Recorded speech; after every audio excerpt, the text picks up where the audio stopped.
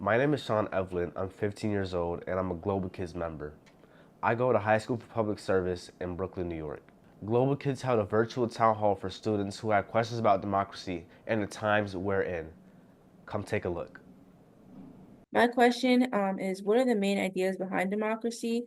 And what country or nations are like showing a good example of democracy right now? Well, that's a really great question. Thank you. Right, it's what's your definition of democracy, right? There's this whole debate now with the left and right about this is not a democracy, this is a republic. And democracy, as I grew up learning it with civics, right? It's the majority, right? The vote, one person, one vote. Everybody's equal, um, and I think this democracy is being challenged, right? Because I think you have different versions of what that means.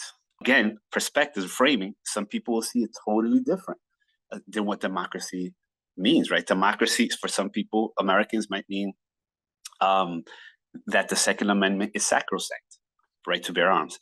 For other people, means you need to have restrictions, right? And so that means there's a conflict, and many people argue that that's exactly what you want.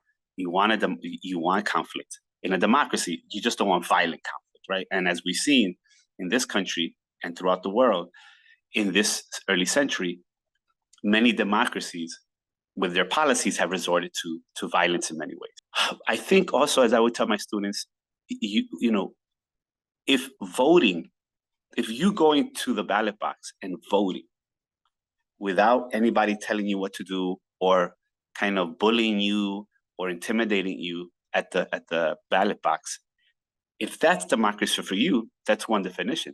Other people might argue democracy is a society that you have access to clean water, right? There's no lead in the pipes, right? That you have an equal shot at being, president of a college, to an investment firm, to a nonprofit like Global Kids, right? That you can see yourself in your society.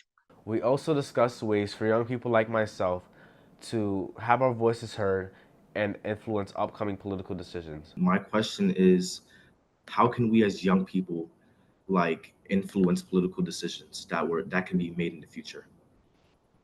Yeah, another great question. The traditional ways is right within power, right? The power structure. You go intern at the city council or a state senator or a congressperson, right? And so you change it from within. And of course, you, as a young person, you know much more than me and much more savvy when it comes to social media and how you can harness that power to mobilize people. And meanwhile, I would read. It's cliche, it's corny, but I tell my own kids, you have to read because when you read, you become powerful. And I tell my students and my kids all the time, it's like when you read, it's harder to be intimidated.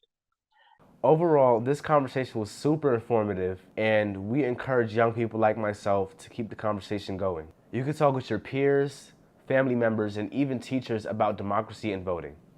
You can also take advantage of opportunities with organizations such as Global Kids to get in rooms with elected officials. The decisions of today affect our tomorrow, and our voices deserve to be heard. Here's our call to action. If you are eligible and you're not registered, get registered before November. And if you are registered, make sure you vote. It's very important.